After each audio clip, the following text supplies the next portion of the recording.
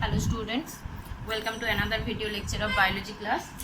So in this video we will discuss about the polymer of nucleotide, that is the nucleic acid. So আগের লেকচারে আমরা nucleic অ্যাসিডের যে মোনোমার ছিল মানে নিউক্লিওটাইড সেই সম্পর্কে ডিসকাস করেছিলাম এবং এখন আমরা পলিমারটা ডিসকাস করব, দ্যাট ইজ দ্য নিউক্লিওটাইড এবং that is the nucleic acid. অর্থাৎ নিউক্লিওটাইডের যে পলিমার রয়েছে সেই পলিমারটা হচ্ছে nucleotide. So it is a macromolecule. Nucleotide ছিল মাইক্রোমলিকিউল, কম আণবিক ওজন বিশিষ্ট একটা বস্তু এবং অনেকগুলো নিউক্লিওটাইড যখন মিলিত হয়ে যে বায়োমলিকিউলটা ফর্ম করছে সেই বায়োমলিকিউলটা হচ্ছে নিউক্লিক অ্যাসিড এবং সেই জন্য নিউক্লিক অ্যাসিড হচ্ছে ম্যাক্রোমলিকিউল ক্যাটাগরিতে পড়ে যাচ্ছে।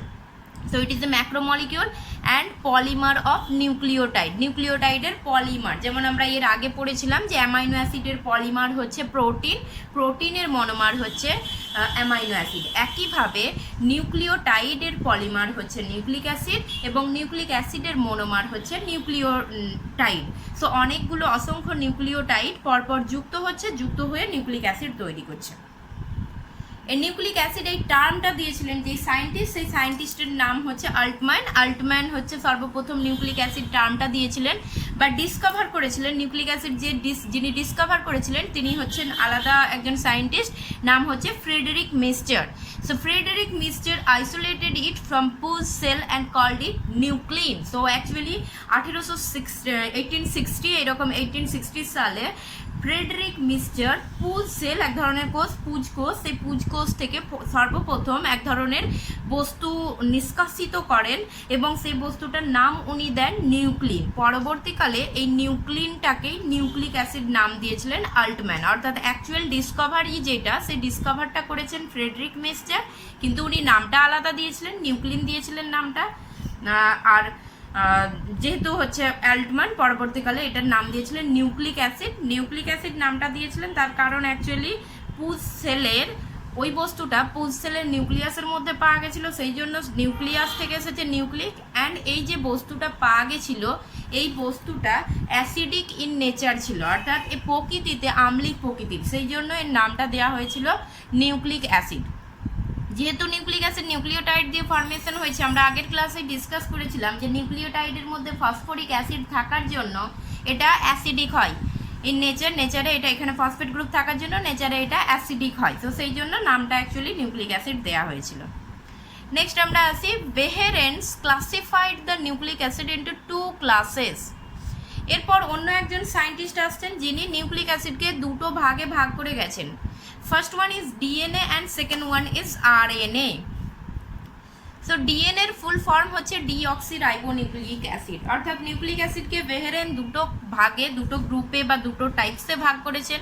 একটা হচ্ছে ডিঅক্সিরাইবোনিউক্লিক অ্যাসিড যেটাকে বলছি DNA and another one is ribonucleic acid that is RNA. So deoxyribonucleic acid এই নামটা শুনেই আমরা বুঝতে পারছি যে DNA এর ক্ষেত্রে যে পেন্টোজ সুগারটা থাকবে সেই পেন্টোজ সুগারটা হবে ডিঅক্সিরাইবোজ।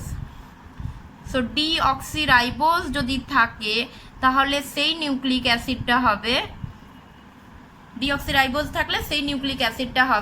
ডিঅক্সিরাইবোনিউক্লিক অ্যাসিড বা DNA। অ্যান্ড RNA এর ক্ষেত্রে যে পেন্টোজ সুগারটা থাকবে সেটা হচ্ছে ribose sugar, simply ribose. So ribose থেকে এসেছে রাইবোনিউক্লিক অ্যাসিড। অর্থাৎ এখানে যে DNA এর ক্ষেত্রে যে নিউক্লিওটাইডগুলো মনোমার হিসাবে যে নিউক্লিওটাইডগুলো কাজ করছে তাদের প্রত্যেকের ক্ষেত্রে পেন্টোজ সুগার হিসাবে ডিঅক্সিরাইবোজ থাকবে, আর RNA এর ক্ষেত্রে প্রত্যেকের ক্ষেত্রে পেন্টোজ সুগার হিসাবে রাইবোজ থাকবে। So it is the basically একটা কেমিক্যাল ডিফারেন্স বলতে পারি। এছাড়াও অনেক ডিফারেন্স রয়েছে, সেগুলো আমরা পরে পড়বো, ডিটেলসে DNA RNA পড়া হয়ে যাওয়ার পর আমরা পড়বো।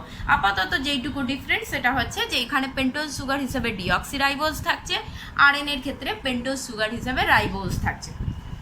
সো নেক্সট আমরা দুটো নিউক্লিক অ্যাসিডকেই ডিটেলসে পড়বো। So first step by step যাই, তাহলে প্রথমে আমরা DNA থেকে স্টার্ট করি। সো DNA এর সম্পর্কে আমরা ডিটেলসে এবার পড়বো। সো DNA এর ক্ষেত্রে ডিএনএর ক্ষেত্রে এটা deoxyribonucleic acid. DNA again DNA তাহলে পলিমার কার হবে? ডিঅক্সিরাইবোনিউক্লিওটাইডের পলিমার হবে। সিম্পলি নিউক্লিক অ্যাসিড হচ্ছে নিউক্লিওটাইডের পলিমার বলছি, যখন আমরা ডিএনএর ক্ষেত্রে বলছি তখন ডিএনএ হয়ে গেল কার পলিমার? ডিঅক্সিরাইবোনিউক্লিওটাইডের পলিমার। আমরা আগের লেকচারে পড়িয়ে এসেছি ডিঅক্সিরাইবোনিউক্লিওটাইড মানে যেখানে পেন্টোজ সুগার হিসাবে ডিঅক্সিরাইবোজ থাকে। And it was discovered by Frederick Mester from Puig cells and named it as nuclein। অর্থাৎ একটু আগেই আমি যেটা বলে এলাম, অর্থাৎ ফ্রেডরিক মেস্টার অ্যাকচুয়াল যে নিউক্লিক অ্যাসিডটা ডিসকভার করেছিলেন সেটা কিন্তু ছিল ডিএনএ ছিল, এবং পরবর্তীকালে ওটাকে আইডেন্টিফাই করেছেন ডিএনএ হিসেবে আইডেন্টিফাই করেছেন যেই সায়েন্টিস্ট, তিনি হচ্ছেন কোসেল। সো অ্যালব্রেস্ট কোসেল ইনি কিন্তু আইডেন্টিফাই করেছিলেন যে অ্যাকচুয়াল যেটা নিউক্লিন হিসাবে ফ্রেডরিক মেস্টার যেটা ডিসকভার করেছিলেন সেটা অ্যাকচুয়াল ছিল DNA types of nucleic acid. Next আমরা আসি chemical structure of DNA. So chemical structure of DNA কি, অর্থাৎ রাসায়নিকভাবে এটা কি কি দিয়ে গঠিত? সো রাসায়নিকভাবে এটা তো সিম্পলি ডিঅক্সিরাইবোনিউক্লিওটাইড দিয়ে গঠিত, এবং ডিঅক্সিরাইবোনিউক্লিওটাইড আবার কি দিয়ে গঠিত? Deoxyribose sugar plus nitrogen base plus phosphate. অর্থাৎ এই তিনটে কম্পোনেন্ট দিয়ে গঠিত হচ্ছে ডিঅক্সিরাইবোনিউক্লিওটাইড। অ্যান্ড এই ডিঅক্সিরাইবোনিউক্লিওটাইড মেনই ডিঅক্সিরাইবোনিউক্লিওটাইড দিয়ে গঠিত হচ্ছে কে না ডিএনএ গঠিত হচ্ছে। অর্থাৎ একটা ডিএনএকে যদি আমরা ভাঙি তাহলে সেখান থেকে আমরা অসংখ্য ডিঅক্সিরাইবোনিউক্লিওটাইড পেতে পারি। এবার এই যে ডিঅক্সিরাইবোনিউক্লিওটাইডগুলো আছে এরা কিভাবে একে অপরের সঙ্গে জয়েন হচ্ছে, অর্থাৎ আমরা যে বলছি ডিএনএ গঠন করতে গেলে অসংখ্য ডিঅক্সিরাইবোনিউক্লিওটাইড যুক্ত হয়ে একটা পলিমার গঠন হচ্ছে যেটাকে আমরা ডিএনএ বলছি। সো এই পলিমারটা অ্যাকচুয়াল গঠন হচ্ছে কিভাবে? সো নেক্সট আমরা যেটা পড়বো সেটা হচ্ছে পলিমারাইজেশন অফ ডিঅক্সিরাইবোনিউক্লিওটাইড। কিভাবে পলিমারাইজেশন হচ্ছে, অর্থাৎ অসংখ্য মেনি ডিঅক্সিরাইবোনিউক্লিওটাইড একসঙ্গে যুক্ত কিভাবে হচ্ছে সেটা এবার আমরা পড়বো। সো ফার্স্ট ক্ষেত্রে এখানে এটা যদি আমি দেখাই, এটা হচ্ছে আমার ফার্স্ট নিউক্লিওটাইড। সো এটা হচ্ছে প্রথম নিউক্লিওটাইড, 1 নম্বর নিউক্লিওটাইড দেখাচ্ছি আমি। সো এটা হচ্ছে 1 নম্বর নিউক্লিওটাইড। অ্যান্ড যে নিউক্লিওটাইডটা আমরা দেখাচ্ছি সেই নিউক্লিওটাইডটা কি টাইপসের নিউক্লিওটাইড? ডিঅক্সিরাইবোনিউক্লিওটাইড। তার কারণ এখানে সুগারটাকে যদি আমরা ভালো করে দেখি, সুগারের 2 নম্বর সেকেন্ড প্রাইম কার্বনের নিচে যেটা রয়েছে সেটা হচ্ছে এইচ। নিচে যদি OH হতো তাহলে এটা হয়ে যেত রাইবোজ। সো এটা হচ্ছে এইচ রয়েছে, তার মানে এটা আমরা ডিঅক্সিরাইবোজ সুগার দেখাচ্ছি। ডিঅক্সিরাইবোজ সুগারের এখানে 1 প্রাইম কার্বনের সঙ্গে কে যুক্ত হয়েছে? পাইরিমিডিন। আমি স্ট্রাকচার দেখাইনি টোটালটা, জাস্ট এখানে একটা বক্স করে দেখিয়ে দিয়েছি। এটা পাইরিমিডিন যুক্ত হয়েছে, একটা নাইট্রোজেন বেস যুক্ত হয়েছে। অ্যান্ড এই ডিঅক্সিরাইবোজ সুগারের যেটা 5 প্রাইম কার্বন, এই 5 প্রাইম কার্বনের সঙ্গে কে যুক্ত হয়েছে? ফসফেট গ্রুপ যুক্ত হয়েছে। অ্যান্ড এই ফসফেট গ্রুপ কার মারফত যুক্ত হয়েছে? এস্টার বন্ড ফর্মেশনের মাধ্যমে যুক্ত হয়েছে। অ্যান্ড এইখানে যে পাইরিমিডিন যেটা যুক্ত হয়েছে সেটা হচ্ছে এন গ্লাইকোসাইডিক বন্ডের মারফত যুক্ত হয়েছে। এগুলো আমাদের অলরেডি পড়া। তার মানে এইটা হচ্ছে একটা নিউক্লিওটাইড। সো এইখানে এই জায়গাটা আমি যে একটা বক্স যদি করে দিই তাহলে এই বক্সটা হচ্ছে একটা নিউক্লিওটাইড, এখানে এইটা হচ্ছে একটা নিউক্লিওটাইড। অ্যান্ড अगेन উপরের দিকে আরেকটা নিউক্লিওটাইড দেখানো হয়েছে যেখানেও একই জিনিস, ডিঅক্সিরাইবোজ সুগার দেখিয়েছি। 2 প্রাইম কার্বনে যেহেতু এইচ রয়েছে তার মানে ডিঅক্সিরাইবোজ দেখানো হচ্ছে। অ্যান্ড এইখানে নাইট্রোজেন বেসটা 1 প্রাইম কার্বনের সঙ্গে নাইট্রোজেন বেস যেটা সেটা পিউরিন যুক্ত হয়েছে। অ্যান্ড 5 প্রাইম কার্বনের সঙ্গে ফসফেট যুক্ত হয়েছে। সো এটা হচ্ছে সেকেন্ড নিউক্লিওটাইড দেখালাম। সো সেম জিনিস এখানে আগেন একটা নিউক্লিওটাইড রয়েছে। সো এই দুটো নিউক্লিওটাইড এবার যুক্ত হবে কিভাবে? দুটো নিউক্লিওটাইড যখন যুক্ত হচ্ছে তখন এখানে যে একটা বন্ড ফর্মেশন হচ্ছে, এদের দুজনের মধ্যে একটা বন্ড ফর্মেশন হচ্ছে। সে বন্ডটা কি না, সেই বন্ডটা হচ্ছে যে এই যে 3 প্রাইম অর্থাৎ এই যে নিউক্লিওটাইডটা রয়েছে এই নিউক্লিওটাইডের 3 প্রাইমের মধ্যে যে হাইড্রক্সিল গ্রুপটা রয়েছে এই হাইড্রক্সিল গ্রুপের সঙ্গে অপর যে নিউক্লিওটাইডটা আছে তার যে 5 প্রাইমে যে ফসফেট গ্রুপটা ছিল সেই ফসফেট গ্রুপের এইচ রিঅ্যাক্ট করছে। সো এইভাবে রিঅ্যাক্ট করছে। তাহলে এখানে রিঅ্যাক্ট করলে 3 প্রাইমের হাইড্রক্সিল গ্রুপ এবং 5 প্রাইমে যে ফসফেট গ্রুপ অ্যাটাচ ছিল তার হাইড্রোজেন যদি রিঅ্যাক্ট করে তাহলে এখান থেকে কি হয়ে যাবে? ডিহাইড্রেশন রিঅ্যাকশন হচ্ছে, তার মানে ওয়াটার মলিকিউল বেরিয়ে গেল, জল বেরিয়ে গেল, এবং এদের মধ্যে একটা বন্ড ফর্মেশন হলো যে বন্ডটাকে আমরা এস্টার বন্ড বলছি। এবং এটা ফরমেশন হয়ে যাওয়ার পর যে স্ট্রাকচারটা আমরা দেখতে পাবো সেটা হচ্ছে এই স্ট্রাকচারটা, এখানে আছে সেই স্ট্রাকচারটা। সো এখানে আমরা দেখাচ্ছি এই যে এখান থেকে 3 প্রাইমের হাইড্রক্সিল গ্রুপটা বেরিয়ে গেছে, এটা জল রূপে বেরিয়ে গেছে, এবং এখান থেকে 5 প্রাইমের ফসফেটের হাইড্রোজেন বেরিয়ে গেছে। তাহলে পড়ে রইলো, এদের দুজনের মধ্যে পড়ে থাকবে কে? ও। তাহলে সেটাই এখানে দেখানো হচ্ছে, বাকি স্ট্রাকচার সেম রয়েছে, জাস্ট 3 প্রাইমে এখানে ও আর ফসফেটের সঙ্গে এটা যুক্ত হয়ে গেছে। সো এই যে বন্ডটা ফরমেশন হয়েছে এটা হচ্ছে এস্টার বন্ড ফরমেশন হলো এখানে। সো এখানে দুটো নিউক্লিওটাইড, এই একটা নিউক্লিওটাইড অ্যান্ড এই সেকেন্ড নিউক্লিওটাইড, এই দুটো নিউক্লিওটাইড কিন্তু এখানে একে অপরের সঙ্গে যুক্ত হচ্ছে। সো সিম্পলি যখন যুক্ত হচ্ছে তখন কি হচ্ছে না, একটা নিউক্লিওটাইডের 3 প্রাইম কার্বনের হাইড্রক্সিল গ্রুপের সঙ্গে অপর নিউক্লিওটাইডের 5 প্রাইম কার্বনের ফসফেট গ্রুপের মধ্যে বন্ড ফরমেশন হচ্ছে, যার ফলে দুটো নিউক্লিওটাইড একে অপরের সঙ্গে যুক্ত হচ্ছে। সো এইভাবে প্রত্যেকটা, এখানে আমি দুটো নিউক্লিওটাইড দেখিয়েছি, এইভাবে প্রত্যেকটা অসংখ্য নিউক্লিওটাইড এইরকমভাবে যুক্ত হতে পারে। আচ্ছা, এই যে বন্ডটা ফরমেশন হলো দুটো নিউক্লিওটাইডের মধ্যে, এই বন্ডটাকে বলা হয় ফসফোডাইএস্টার বন্ড। কেন বলবো ডাইএস্টার বন্ড?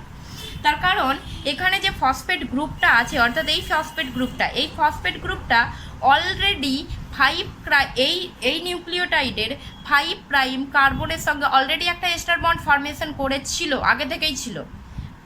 পরে আবার যখন এই সেকেন্ড যে নিউক্লিওটাইডটা দেখাচ্ছি আমরা, এই সেকেন্ড নিউক্লিওটাইডের হাইড্রক্সিল গ্রুপের সঙ্গে এই একই ফসফেট গ্রুপ আবার একটা এস্টার বন্ড ফরমেশন করছে। সো দুবার এস্টার বন্ড ফরমেশন হচ্ছে, দুবার এস্টারিফিকেশন ঘটছে। দ্যাটস ওয়াই এই বন্ডটার নাম হচ্ছে ফসফোডাইএস্টার বন্ড। অর্থাৎ এইখানে যখন এই যে নিউক্লিওটাইডটা রয়েছে, এই নিউক্লিওটাইডটার মধ্যে এই 5 প্রাইম কার্বনের সঙ্গে ফসফেট গ্রুপ যখন যুক্ত হয় তখন তো অলরেডি একটা এস্টার বন্ড ফরমেশন করেই যুক্ত হয়। পরে আবার অপর একটা নিউক্লিওটাইডের সঙ্গে এটা 3 প্রাইম হাইড্রক্সিল গ্রুপে গিয়ে আবার একটা ফসফেট বন্ড তৈরি, এস্টার বন্ড ফরমেশন করছে। সো দ্যাটস ওয়াই এটা ফসফোডাইএস্টার বন্ড। ডাই মিনস দুটো, অ্যান্ড ফসফরিক অ্যাসিডের সঙ্গে এস্টার বন্ড ফরমেশন হচ্ছে, সেই জন্য ফসফো এস্টার। সো দুবার এস্টারিফিকেশন ঘটছে, দ্যাটস ওয়াই ফসফোডাইএস্টার বন্ড বলছি আমরা। সো এটা খুব ইম্পর্টেন্ট, মনে রাখতে হবে যে নিউক্লিওটাইডের ক্ষেত্রে যখন পলিনিউক্লিওটাইড চেন তৈরি হচ্ছে তখন কিন্তু সেখানে ফসফোডাইএস্টার বন্ড।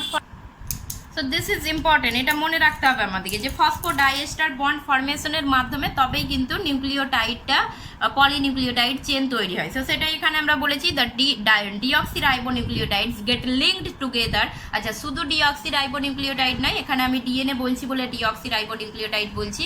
যে কোনো নিউক্লিক অ্যাসিড ফরমেশনে কিন্তু এইভাবেই বন্ড ফরমেশন হবে। অর্থাৎ আরএনএও যদি আমরা বলি সেম ফসফোডাইএস্টার বন্ডই ফরমেশন হবে, শুধু সেখানে পেন্টোজ সুগারের জায়গায় কি হয়ে যাবে, রাইবোজ সুগার হয়ে যাবে। আচ্ছা, so the deoxyribonucleotides get linked together through ester linkages between phosphate group of 5 carbon of deoxyribose sugar of one nucleotide and 3 prime hydroxyl group of sugar of another nucleotide in sequence. So যেটা আমরা বলছিলাম একটু আগে যে একটি ডিঅক্সিরাইবোনিউক্লিওটাইডের deoxyribose সুগারের 5 prime কার্বনের phosphate গ্রুপের সাথে অপর নিউক্লিওটাইডের অন্তর্গত সুগারের 3 প্রাইম কার্বনের হাইড্রক্সিল গ্রুপের মধ্যে এস্টার বন্ধনী গঠনের মাধ্যমে নিউক্লিওটাইডগুলি পরপর যুক্ত হয়। Next, the bond of the phosphate group to 2 sugar molecule of 2 successive nucleotides is called phosphodiester bond because of double esterification. অর্থাৎ একটি ফসফেট গ্রুপের সাথে পাশাপাশি অবস্থিত দুটি নিউক্লিওটাইডের মধ্যেকার যে বন্ধনী সেটাকে ফসফোডাইএস্টার বন্ধনী বলছি আমরা। তার কারণ আমরা দেখালাম একটু আগে যে একটা ফসফেট গ্রুপই সেটা একবার 5 প্রাইম একটা নিউক্লিওটাইডের 5 প্রাইম কার্বনের সঙ্গে এস্টার বন্ড ফরমেশন করেছে, আবার অপর নিউক্লিওটাইডের সুগারের 3 প্রাইম হাইড্রক্সিল গ্রুপের সঙ্গে আবার এস্টার বন্ড ফরমেশন হচ্ছে। দ্যাটস ওয়াই এটা ফসফোডাইএস্টার বন্ড বলছি আমরা। আচ্ছা, ওখানে এবার দুটো আমরা জাস্ট নিউক্লিওটাইড দেখিয়েছি, এবার পলিনিউক্লিওটাইড চেন অর্থাৎ অসংখ্য নিউক্লিওটাইড দিয়ে একটা চেন আমরা দেখাবো এবার। সেটা হচ্ছে এখানে, সো এটা হচ্ছে একটা পলিনিউক্লিওটাইড চেন আমরা দেখিয়েছি। তো এটা একটা পলিনিউক্লিওটাইড চেন, এখানে আমি ডিটেল স্ট্রাকচারে যাইনি, জাস্ট হচ্ছে এখানে একটা বেস পেন্টোজ সুগার দেখানো হচ্ছে।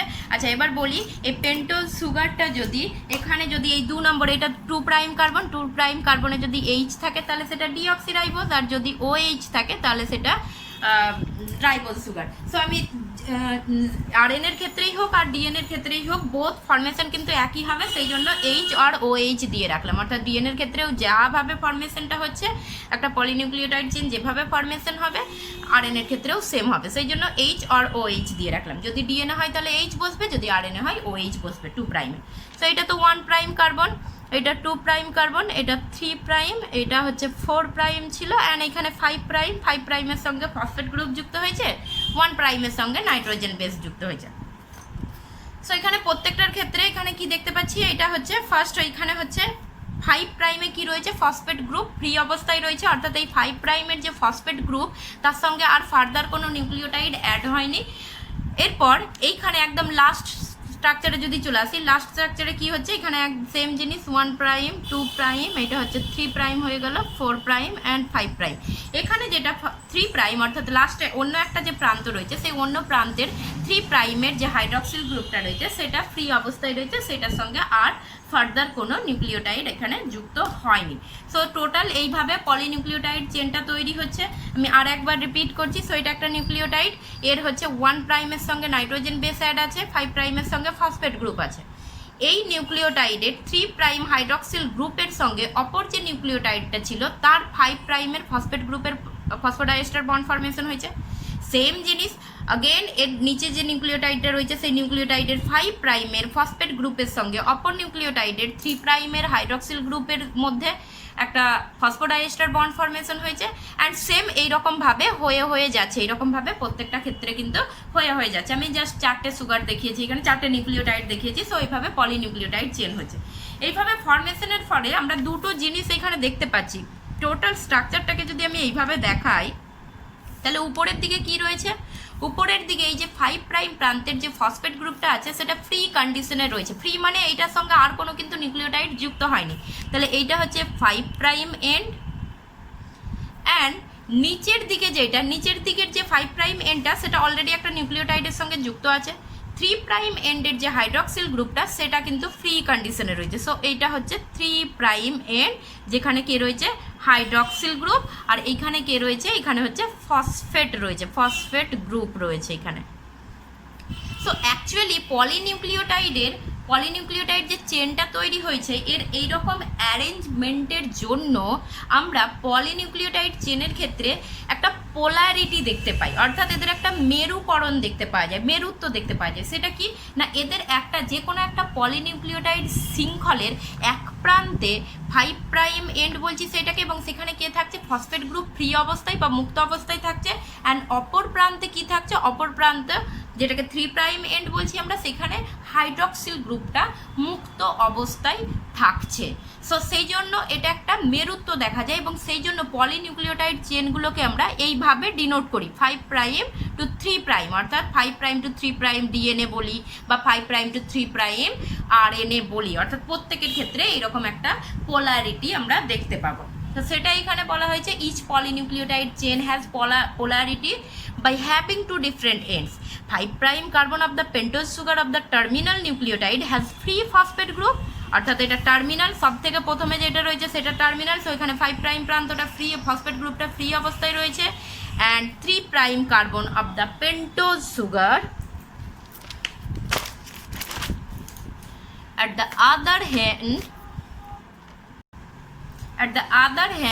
other end has a free hydroxyl group. These are generally designated as 5 prime end and 3 prime ends of nucleic acid molecule. So সেটাই বলা হয়েছে এখানে প্রতিটি পলিনিউক্লিওটাইড শৃঙ্খলের পোলারিটি দেখা যায়। এক প্রান্তের নিউক্লিওটাইডের অন্তর্গত সুগারের 5 প্রাইম কার্বনে মুক্ত ফসফেট গ্রুপ থাকে, ও অপর প্রান্তের নিউক্লিওটাইডের সুগারের 3 প্রাইম প্রান্তে মুক্ত হাইড্রক্সিল গ্রুপ থাকে। এগুলিকে 5 প্রাইম ও 3 প্রাইম মুক্ত প্রান্ত বলা হয়। আচ্ছা, এবার আমরা আরেকবার ওই জায়গাটা দেখব। এরপর নেক্সট হচ্ছে যে এখানে যদি আবার নতুন কিছু নিউক্লিওটাইড যুক্ত হয় তাহলে সেই নতুন নিউক্লিওটাইডটা কিন্তু এই প্রান্ত বরাবর যুক্ত হবে, অর্থাৎ নতুন নিউক্লিওটাইডটা এই বরাবর কিন্তু যুক্ত হবে। সো এখানে আগেন একটা ফসফেট গ্রুপ নিউক্লিওটাইড 5 প্রাইম প্রান্তের ফসফেট গ্রুপের সঙ্গে যুক্ত হয়ে বাড়বে। তার মানে যখন নিউক্লিওটাইড গ্রো করে, চেনটা যখন গ্রো করে তখন কিন্তু সেটা 3 প্রাইম এন্ড বরাবর কিন্তু গ্রো করে। সো এইভাবে কিন্তু বেড়ে যাবে, এইভাবে কিন্তু চেনটা কিন্তু গ্রো করবে, এই দিক দিয়ে গ্রো করবে।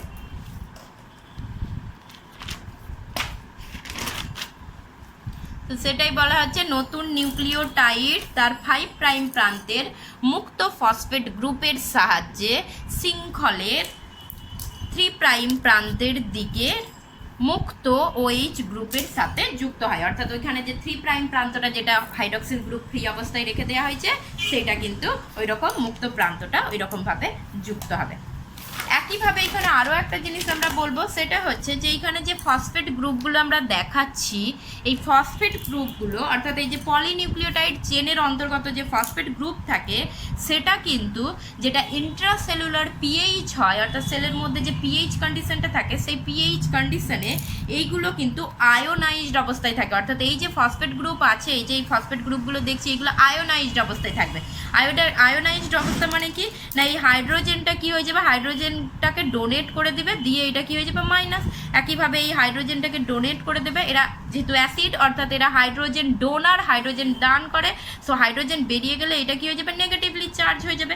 একইভাবে এখানেও সেম জিনিস, এই হাইড্রোজেনগুলো যদি বেরিয়ে যায় তাহলে এখানে নেগেটিভ চার্জ হয়ে যায়, আর এখানে কি হবে টার্মিনালের ক্ষেত্রে দুটোই হাইড্রোজেন ত্যাগ করবে, তো এখানে একটা নেগেটিভ চার্জ, অ্যান্ড এই হাইড্রোজেনটাও যদি বের করে দেয় তাহলে এখানেও একটা নেগেটিভ চার্জ হয়। সো এইগুলো অ্যাকচুয়ালি ইন্ট্রাসেলুলার পিএইচের ক্ষেত্রে এরা এরকমভাবে আয়োনাইজড কন্ডিশনে থাকে এবং নেগেটিভ চার্জ কন্ডিশনে থাকে, তো সেই জন্য এরা কিন্তু অ্যাসিডিক ইন নেচার বলতে পারি। এদিকে আমি নেক্সট এটা আমরা কি দেখাচ্ছি, এটা হচ্ছে যে একটা যে কোনো পলিনিউক্লিওটাইড চেন অর্থাৎ সেটা ডিএনএই হোক আরএনএই হোক, তার যে ব্যাকবোনটা তৈরি হয় সেই ব্যাকবোনটা এভাবে তৈরি হয়। অর্থাৎ এইটা হচ্ছে ব্যাকবোন, শুধু এইটুকু পোর্শন হচ্ছে ব্যাকবোন। তো এই ব্যাকবোন যেটাকে বলছি আমরা backbone of polynucleotide chain, polynucleotide chain. So যেটাকে আমরা ব্যাকবোন বলছি তাতে তাহলে আমরা কি দেখতে পাচ্ছি, অল্টার করে কি রয়েছে sugar phosphate, sugar phosphate, sugar phosphate, এইভাবে অল্টার করে রয়েছে। আর বেসগুলো কোথায় রয়েছে না, ব্যাকবোন থেকে বাইরের দিকে বেসগুলো বেরিয়ে রয়েছে। So the backbone of nucleic acid chain is made up of alternatively arranged sugar and phosphate molecule, while nitrogen base sticks outward from the backbone. So এই ব্যাকবোনে এখানে হচ্ছে সুগার ফসফেট অল্টারনেট করে থাকছে ব্যাকবোনের ক্ষেত্রে, অ্যান্ড বেসটা কিন্তু বাইরের দিকে থাকছে। সো সবসময় নিউক্লিক অ্যাসিডের ব্যাকবোন কি দিয়ে তৈরি সেটা জিজ্ঞাসা করলে কিন্তু নিউক্লিক অ্যাসিডের ব্যাকবোনটা তৈরি হয় কিন্তু সুগার আর ফসফেট মলিকিউল যেটা অল্টারনেটিভলি অ্যারেঞ্জড হয়ে থাকে। সেটা ডিএনএর ক্ষেত্রেও হবে, আরএনএর ক্ষেত্রেও হবে। ডিএনএর ক্ষেত্রে শুধু সুগার হিসাবে ডিঅক্সিরাইবোজ থাকবে, আরএনএর ক্ষেত্রে শুধু সুগার হিসাবে রাইবোজ থাকবে। So this is the total chemical structure of deoxyribonucleotide, that is the deoxyribonucleic acid, that is the DNA. And এই কেমিক্যাল স্ট্রাকচারটাই আমরা আরএনএর ক্ষেত্রেও অ্যাপ্লাই করতে পারি, শুধু আমরা সেখানে রাইবোজ সুগারের ডিঅক্সিরাইবোজ সুগারের জায়গায় সেখানে রাইবোজ সুগার বসিয়ে দেবো। নেক্সট লেকচারে আমরা ডিএনএর ফিজিক্যাল যে স্ট্রাকচার সেই সম্পর্কে ডিসকাস করবো, অর্থাৎ that is the double helix structure of DNA.